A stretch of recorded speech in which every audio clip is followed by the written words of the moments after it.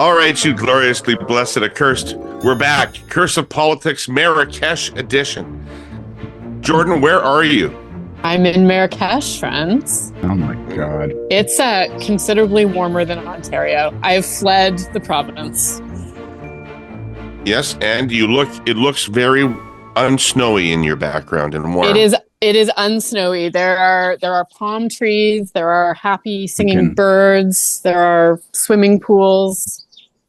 Might be better, guys. Might be time to decamp. Reid, you been out shoveling? Yes. Dear parents, guardians, caregivers, and students, we have decided all administrative and school buildings will be closed for the day. So yeah, I've been shoveling a little bit already. I'm going to shovel more once this pod is over. When I know that I have a job to do, I can't be comfortable until it's done. And so there could be the most extravagant development on the provincial election scene. I'm like, let's hurry up and mow because I gotta go out there and get my snow up. Yeah, all right. It's fluffy though. It's super fluffy. Well, that's right. But you want to get totally old man on you? I'll go totally old man on you. You got to get the snow up now while it's still light and fluffy. The temperature's supposed to rise and it's going to get wet and soggy and it'll be too hard to lift. And then the next thing you know, I'll be laying half on the street, half on the driveway. My left arm will be numb and it'll be quitting time. Scott also finds the music at restaurants too loud. That's right. Deb, you learn over time never to give Scott an opening like wet and fluffy. He just takes words like that and runs with them. Yes, wet and fluffy.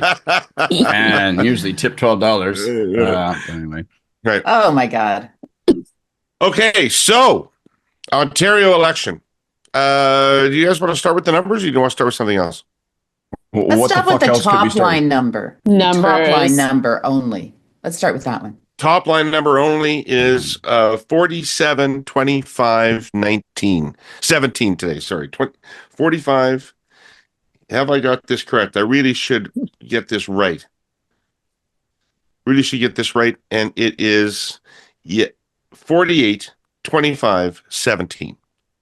Okay. 48, 25, 17, 10 for Mike Schreiner. It's a big enough number, I shouldn't leave it out.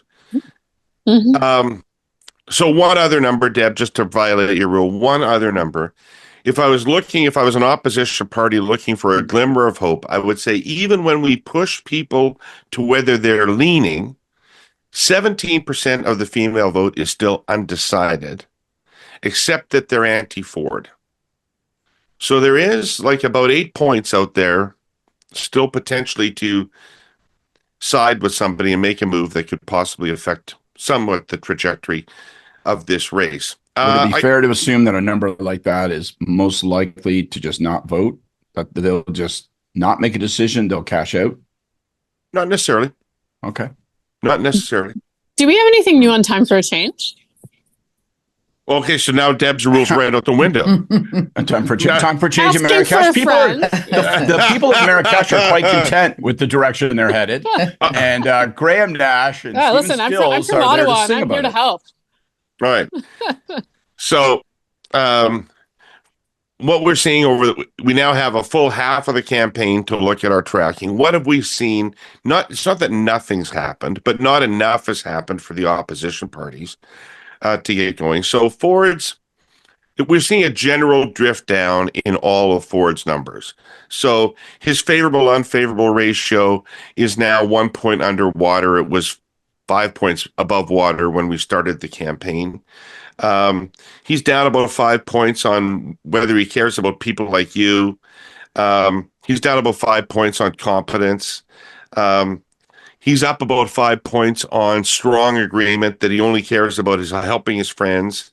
He's down about 5 points on being best for the cost of living, but he's still in good shape on these numbers. He's just drifting downward on these numbers. Down 6 points on best for education, but that 6 points split evenly between the other two parties. Down 5 points on best able to handle health care. That went mostly to the Liberals. And strong agreement on time for a change is up 6 points. The overall sentiment on time for a change is only up a couple of points, but strong agreement with that is up 5 points. So, and so that's the situation you're facing. Um, Jordan, I know you were traveling, but what kind of a day did you think Crombie had yesterday with her health event? Well, it was all right. Yeah.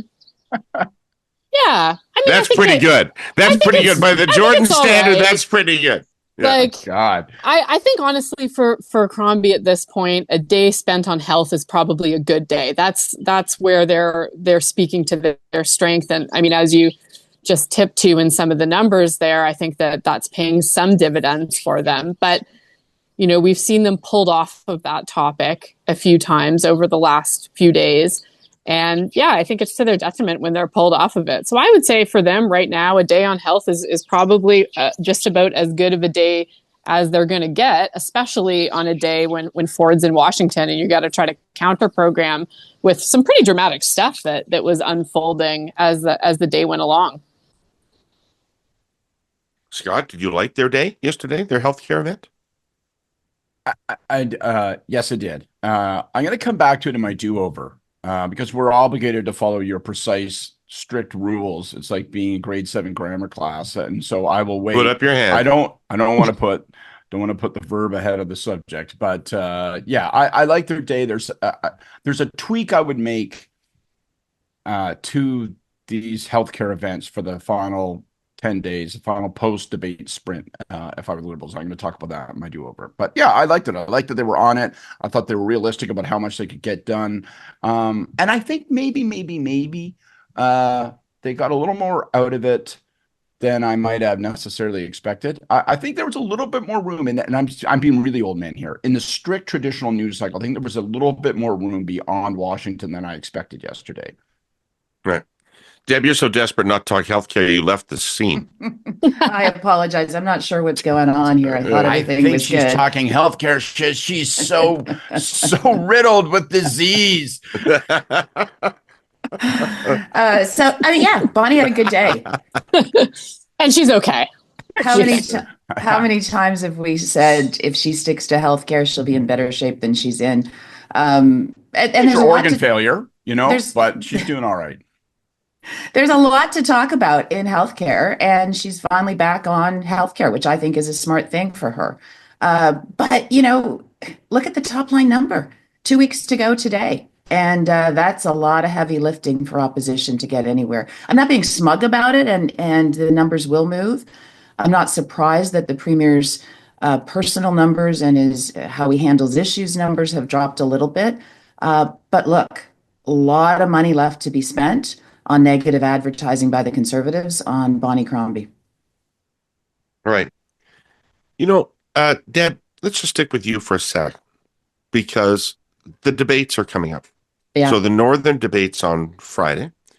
And that can matter in the North. And if you make a big mistake, it could matter everywhere. But if you don't make a big mistake, it matters in the North. It doesn't matter much elsewhere. Right. But the other debate is happening on Monday.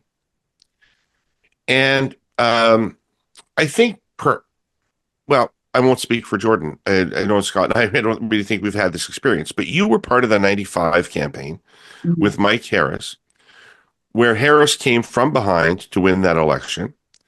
And I don't know what you think, but in Liberal lore, the debate was a very important moment in that election campaign. Yeah. And striking a very strong contrast between Harris and Lynn McLeod, the Liberal leader at the time. Yeah. So what are your thoughts leading forward to the debate? Do you see anything in what we're looking at that means that a debate could spark something for either one of the opposition parties? Yeah, I think Bonnie has the opportunity to really take a tone with the Premier that is about people on healthcare. Let me tell you a story, Doug. Let me, tell you the issue of Scott Reid when he took his kid to the ER. Let me tell you, there's a ton of personal things. And whether you love the Premier or you hate the Premier, he's got a good heart. And getting under his skin on some of those things, I think, can be effective. I don't know that Bonnie's got that in her, though, because she's not come across as, she's trying to drive the healthcare message, but I don't think she's connecting on the healthcare message. I don't see it in her delivery or in her demeanor. Yeah. The other thing Harris did was, and at the time it seemed odd. And in fact, I think the media and the pundits all sort of laughed at it, was he went direct to camera every single time, which was our strategy. Just, get away from the fray, find your camera and go directly there and hammer your message.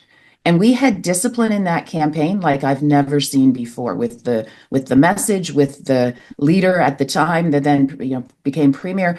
Like, the discipline was there. And I mean, we feel bored talking about this election. Imagine if you were on the same topic every single day on the bus, but it worked. And Bonnie's not had that discipline so far. The campaign hasn't had that discipline so far.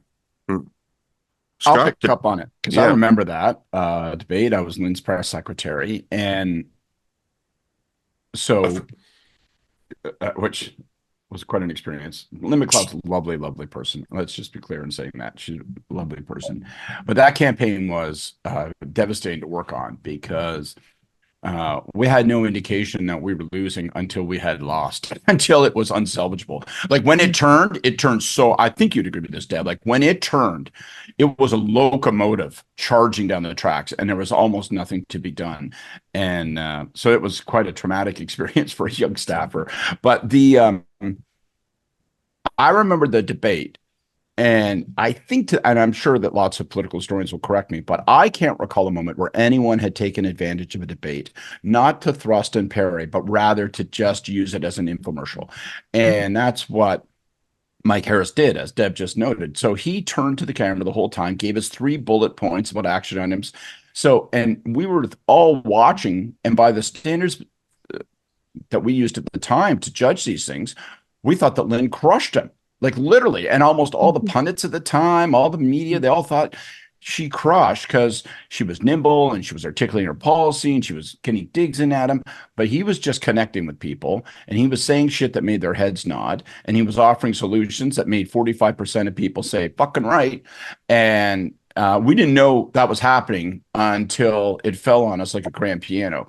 So is that what Bonnie does? I think, to be honest, there's a big question about debates now, particularly a debate that happens at 6:30 p.m. in a crowded media field, when media's ability to break through into people's daily lives is so much less these days. And so, do you look at a debate as an opportunity to connect with the people who are watching, or is it just a meme factory? Are you literally just mining that 90 minutes for content that you can then circulate, in which case you're looking for contrast moments, you're looking for conflict moments?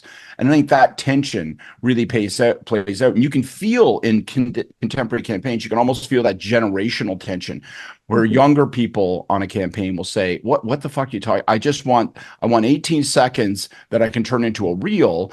And us old folks are going, no, we want to do the Fuller Brush Man. We want to stand on someone's doorstep and peddle our wares. And so just Fuller Brush Man for a really super current reference. So I think my conclusion is I'm sticking with being old. My conclusion is that I think it's Bonnie's got to punch and pivot, punch the premier, try to get him angry, punch him, drag him by the jaw onto your issue, but then wheel quickly to the camera and connect with people about those things. That would be my advice. I don't know what we'll see happen. And then, of course, executing is a whole other matter, because then you got 5 people there or 4 people, wherever the Christ you got, and it's messy and it's 6:30. So we'll see. But I know this, Bonnie and Marit need the debate. And by the way, they both need to outshine one another in debate, because these numbers tell us that Marit isn't absolutely dead and buried. And for Marit, it means that she absolutely has to use the camera, which loves her, to be fair. Like, when you show people Marit, they respond. So she's got to use that moment to sort of like blast that telegenic appeal. I think it's going to be, there's that subterranean fight between Marit and Bonnie is going to be interesting to watch also. Can I just say on Marit, though, she's so conversational. I mean, that's why people like her. And that debate format is not great for her. Like, it really isn't.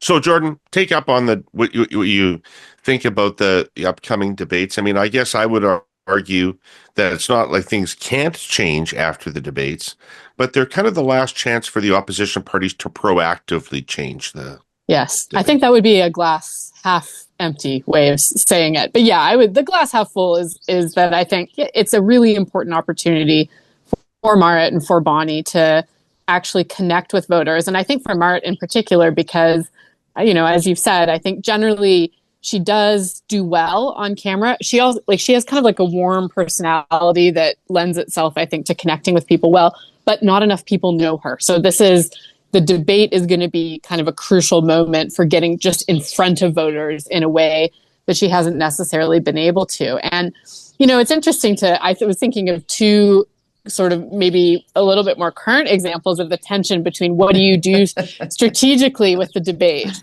No, I'm not teasing you because they're not.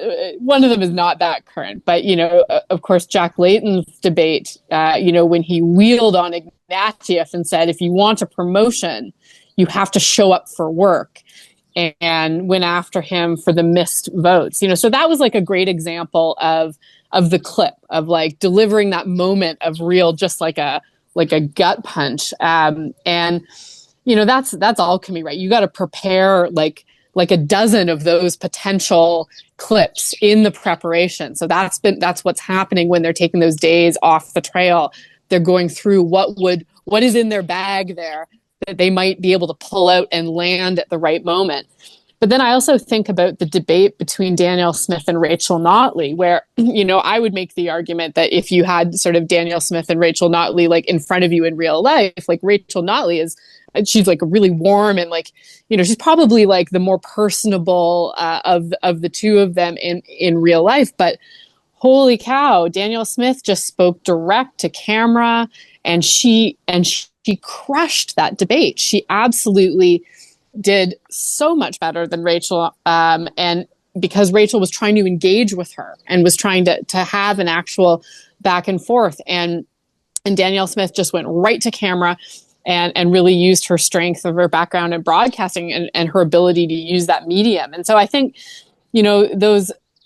I'm not sure it's a linear time thing about which is the better approach. I think sometimes it depends on your principal and what their strengths are, and what you're trying to sort of do with that moment, right? Like, are you needing to reach over the heads of somebody who's trying to get under your skin and connect with voters? Well, then maybe that direct to camera is going to be your strategy of choice. Are you needing to punch through a tough media cycle? Well, then maybe you need to say something interesting that's going to lead in earned, that's going to be able to be pushed out on social, that could form part of an ad.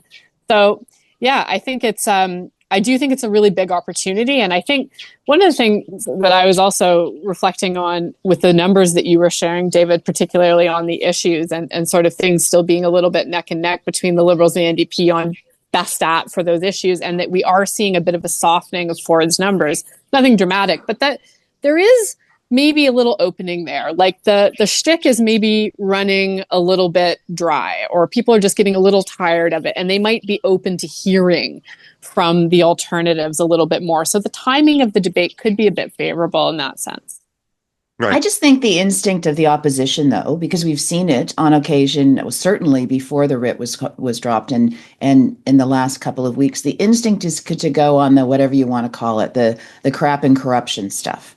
And it's what Marit did for the entire time that she was able to be in the legislature when Bonnie didn't have a seat. And I don't think that gets them anywhere. And I think that will be their instinct. And I think people Deb, don't want to hear that. Well, it's not just that they don't want to hear it. I mean, I think my read of the numbers we're looking at is that you don't actually have to tell people that Ford isn't that interested in healthcare or doesn't care that much about healthcare. People who care about that already have concluded that. What they are not concluding is that anybody else will be any better, right? Make any substantial difference. And there's so much skepticism about that is probably more the job now, is to convince somebody you'd make a difference about something, than to tell people anymore that Ford's bad at a number of things. I think it's a bit. Oh, sorry. No, go ahead. Go ahead. I was just gonna say, I think it's like a bit a yes and. Like, I think you have to, like, it's your best tool, and particularly leading up to the election, it was the best tool for trying to disqualify Ford, to get in there on a negative that enough people already kind of bought into and try to wedge that bigger.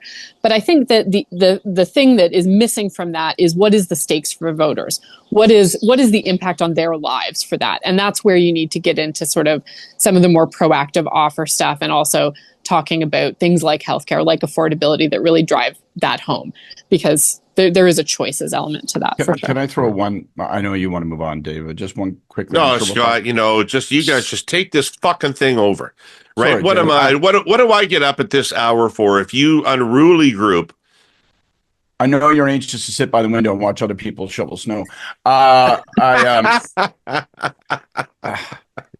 You're as inert as the premiers.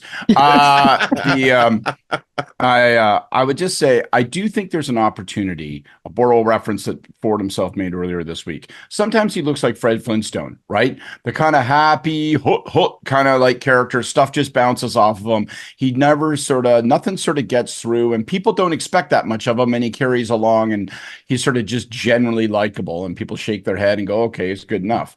But sometimes he looks like the Rhino, right? The charging, angry character. Not very often. He's been very disciplined these last 4 or 5 years on that.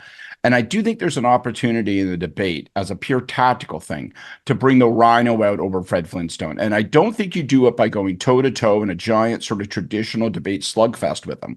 I think you just... little barbs. I think you just don't even look at him. You turn to the camera and you go, well, the problem with Doug Ford, of course, is, blah, blah, blah, blah. And you give him a little shot, and then I don't think he'll be able to resist, trying to, countering.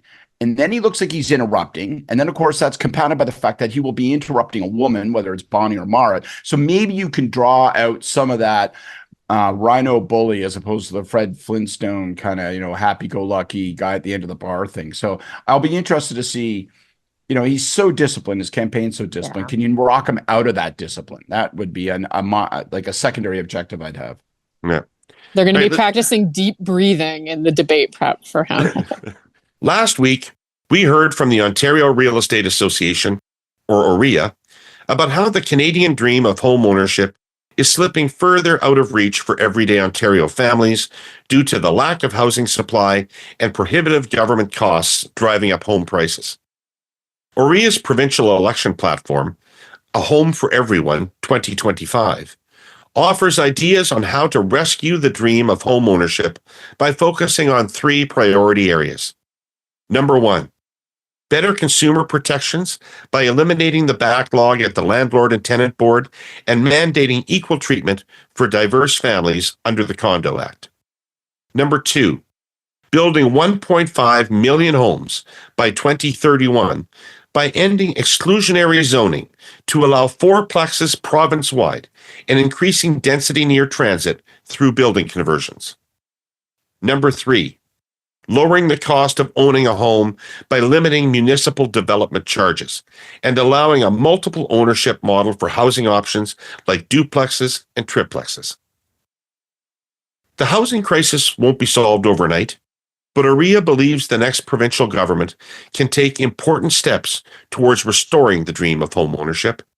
For OREA's full election platform, head to orea.com/platform.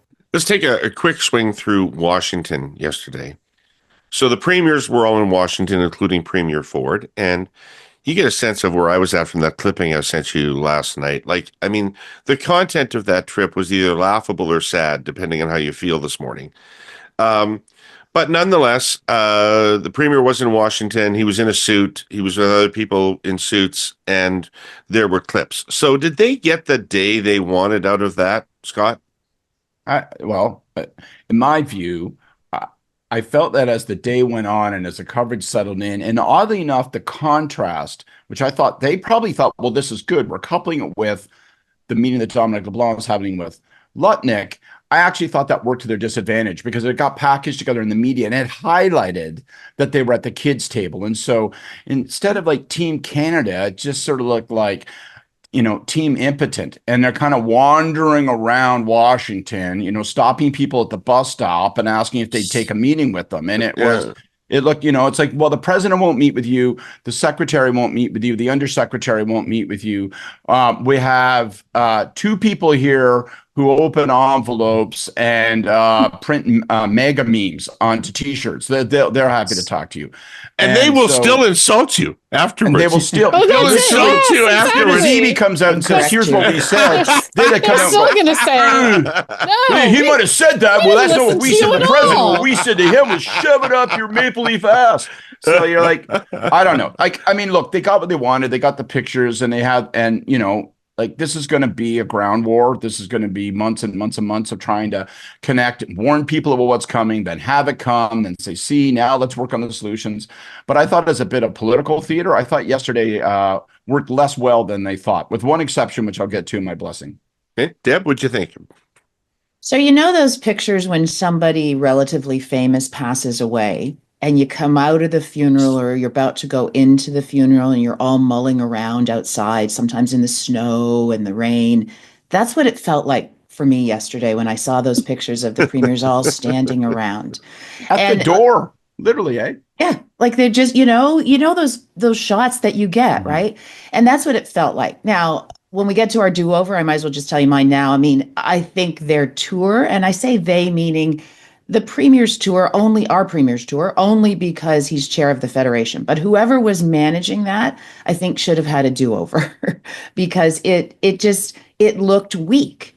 Now, the good news is for Premier Ford, yes, he's the chair of the federation, but they were all in it. They were all there. So I don't think it's very damaging to him overall, but it was not the message of strength and unity that I thought they were certainly hoping out of day 2 to his trip in Washington. I thought day 1 was great, as we discussed yesterday.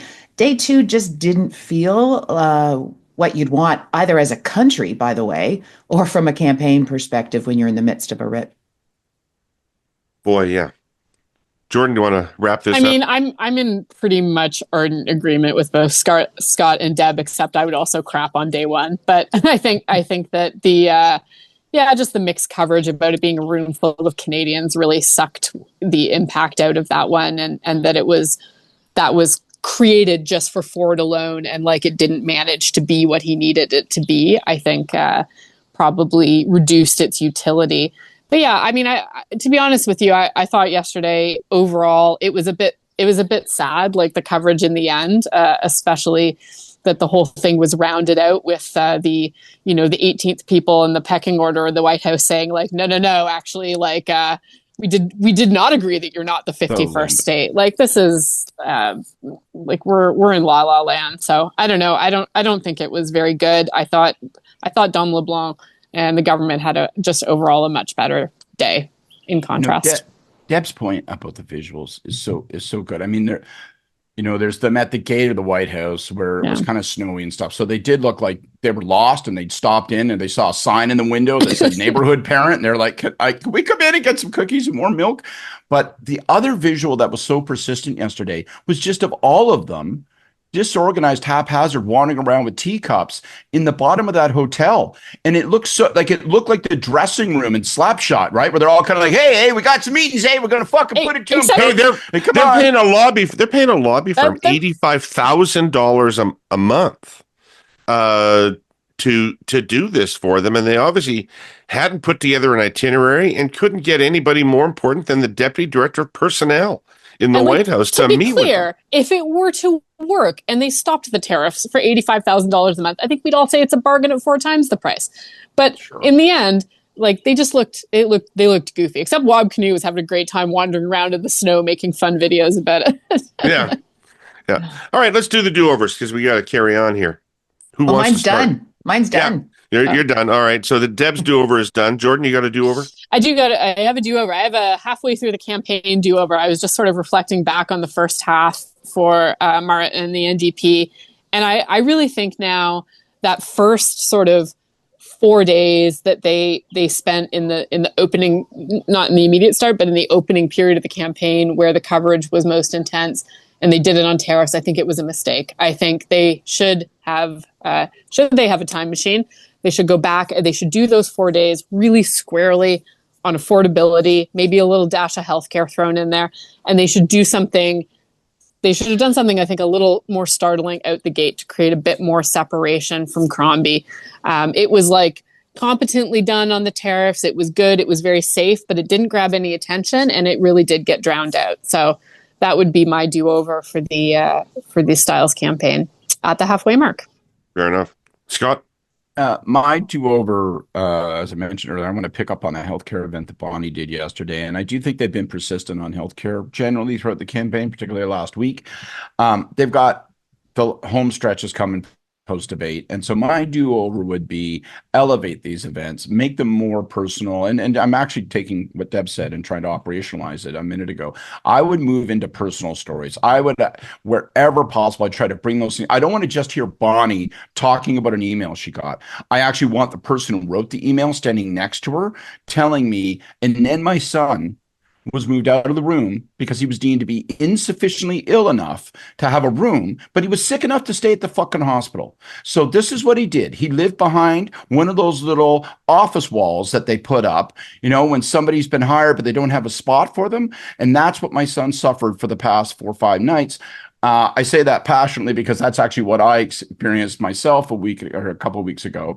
And so, I think if you want to get more juice out of the healthcare lemon, I don't think you can squeeze it alone. I think you need those people. And I know it's hard to get people to come forward with their stories. It feels exploitative and people might be shy and you have to screen them and it can't go wrong. And it turns out they were at the hospital, they said, or it turns out they, once that person posted some goddamn meme on the internet that was awful and everybody gets canceled. But I think that, to me, I would be working really hard for the last 10 days of the campaign to stick with healthcare, but to take it up one more notch and make it more real, more connected so that people think, Christ, that's me, not some politician, but that person standing next to politicians, me. So that's my do-over.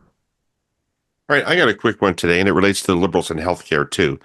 And I'm going to actually take a page out of Deb Hutton's old book, which is, I think that what the Liberals lack on healthcare is not a receptive audience. I think there's more than a receptive audience out there. I think they lack credibility.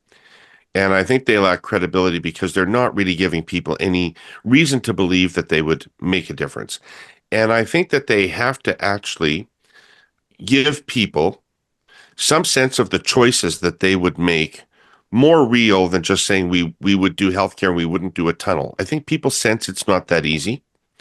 And I think people sense that there are tough choices to make. One of the things about the common sense revolution in 1995 was that it clearly articulated what choices the government was going to make. We are going to do these things, and as a consequence, we are not going to do these other things.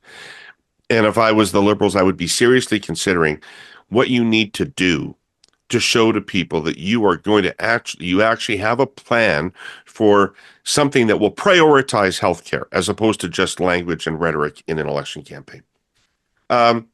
Hey, everybody got a few minutes to talk federal? Sure. Scott's got shoveling Let's to do. do it. Yeah, I mean, So we have new polling data just to shuffle things up. Kyla, Rennell, and Fitch. My God, I bloody left out this. Anyway, Kyla, Rennell, and Fitch from Relay. Yeah, I know. Kyla, Rennell, and Fitch from Relay Strategies Polling. And today's Relay Strategies Polling is brought to you by Enbridge Gas, reliable, affordable natural gas to heat your homes and power our economy. So we got an interesting little tidbit for you today. When I was doing the election campaigns in 2004, 2006, one of the questions that I used to ask was, regardless of your current voting intention, would you prefer a Liberal government led by Paul Martin or a Conservative government led by Stephen Harper?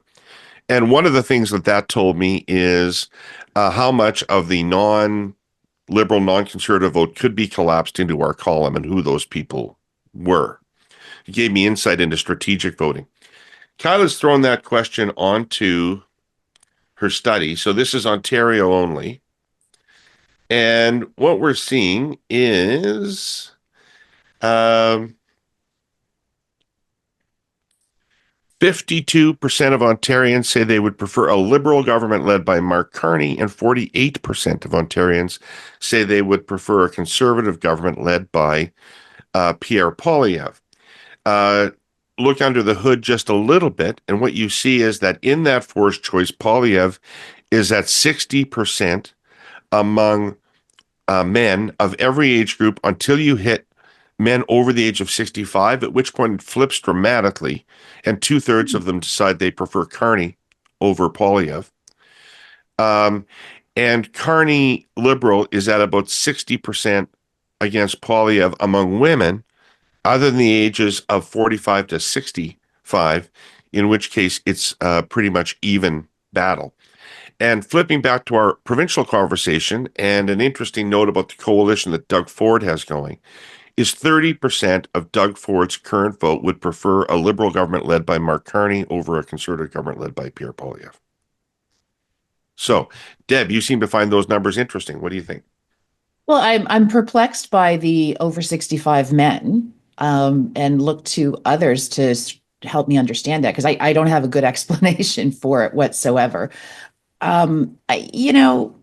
We haven't seen any ads, as we discussed yesterday on Carney. We've not seen any pushback. So I'm not really surprised overall, because I think there is a natural constituency for Liberals in the absence of a real focus on the comparison. So I think those numbers will switch. But yeah, I don't understand the men over 65. And I'm actually pleasantly surprised by that middle-aged female number, because I would not have thought that was I would have thought that is a vulnerability for Pierre.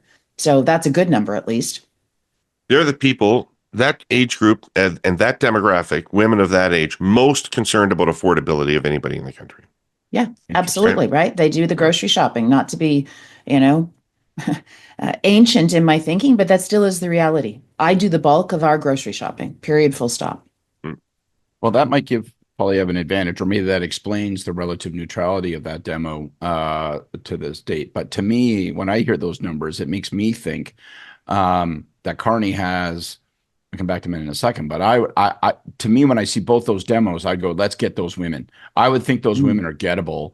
And if you can put together the right recipe and formula and place it in front of those 45 to 60-year-old women, I would think you could take that demo, and that might be the key to blowing up what might be, and these are like super hypothetical, what might be a close election. So I would really sort of do a deep dive on the crosstabs as to what motivates them. Is affordability? What else? What's the right way to talk to them? I'd group it. Like, I would be really careful about that and try to zero in on both paid and earned on that.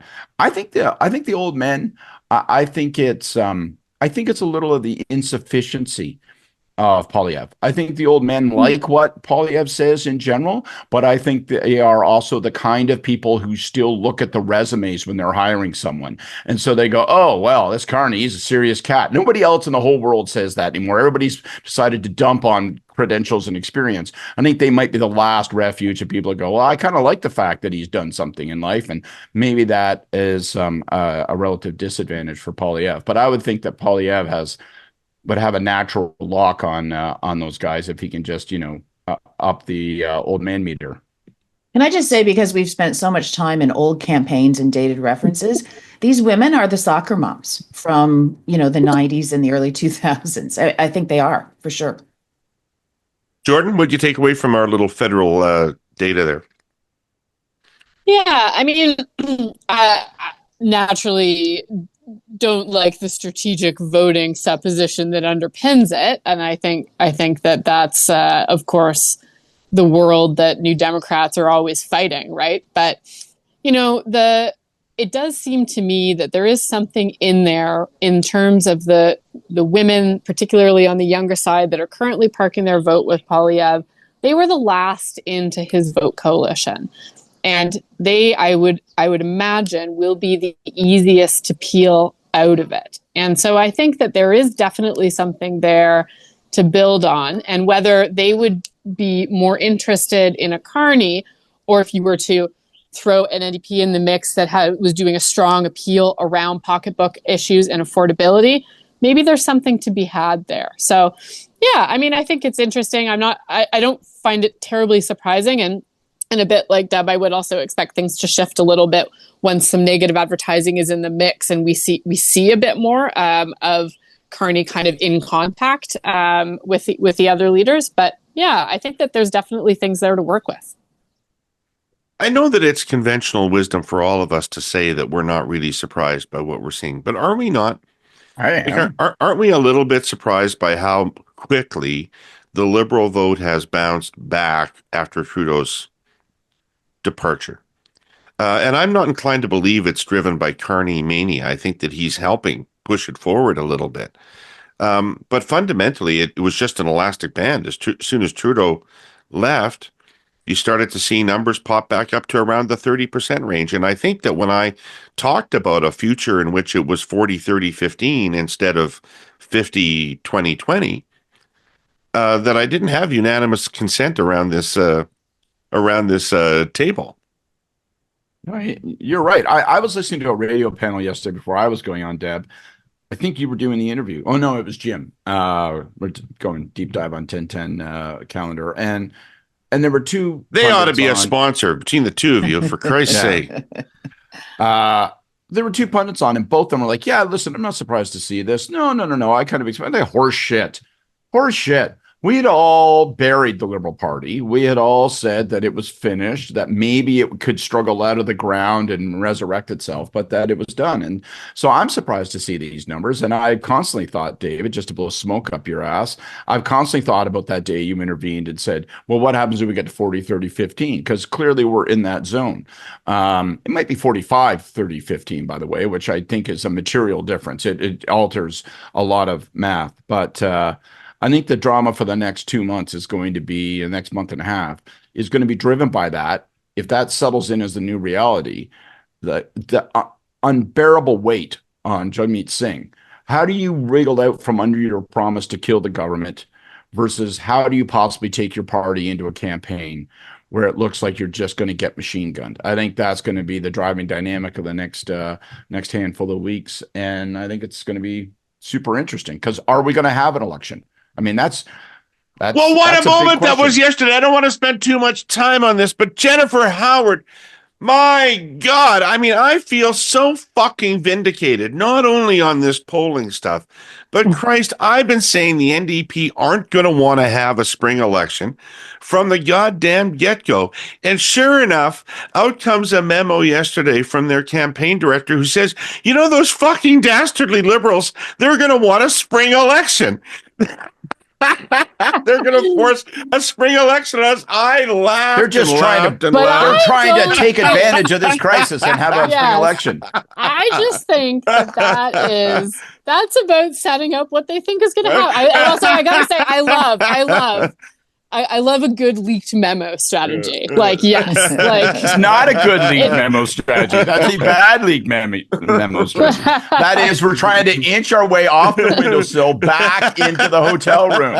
We decided not to jump. I didn't Too read it fucking that late. way. The firemen have been called.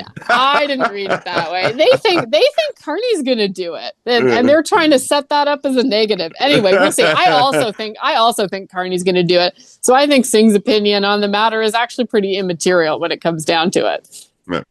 By the way, having pumped Liberal tires about that polling, let me just say, Scott, that in 2006, that Liberal prefer Conservative number was 60-40 in Ontario in 2006. Not 52-48, 60-40. Okay. So winning that campaign. Yeah, it was great. it was great. Did you just block it out for your long-term mental health? We can't. That's a whole other pod, and it's going to take you to some dark corners. Yeah. Okay. Blessing or curse? Deb, you're always ready. I can count on you. So I'm cursing the weather because literally my campaign lawn sign is buried in snow. Not the best look. It's gone.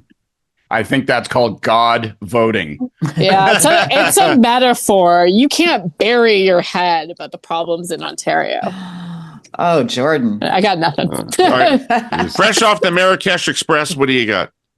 So it being the halfway point of the campaign, I have a blessing going out to all the staff, really, who are putting in the hours, and God, so many hours. And my blessing is to all and cursing the the catering.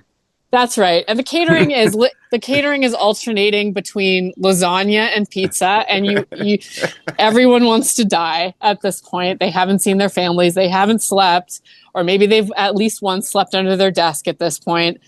Everything smells, and they haven't seen daylight. And so I want to send out a blessing to all the campaign staff, particularly the campaign staff for the Liberals, the NDP, and the Greens, who are in a tough fight. And that can feel even longer. So everybody, you are generally doing great work, and hang in there.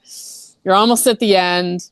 And even if you don't take the government, there is going to be a prize. You're going to make lots of great friends, have amazing stories, and learn a lot. So thank you for your service to the province, because it really is a service.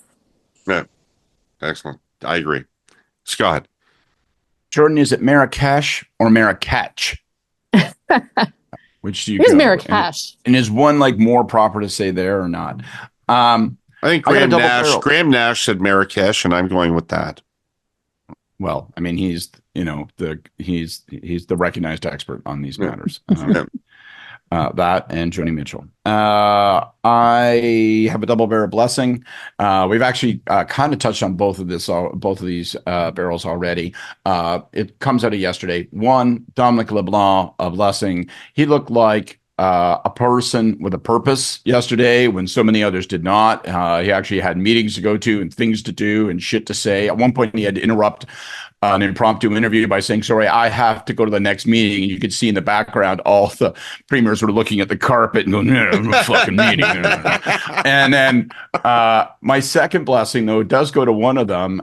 Jordan hinted at this. I thought Wab Canoe, like every time he got in front of the camera again yesterday, and this has happened 2 or 3 times now when they've brought these premiers together as kind of like, an all-star rock band. He's the biggest of the rock stars. Like, I always notice this guy. He always takes a clip, and he's always agreeable and clever sounding and impressive sounding.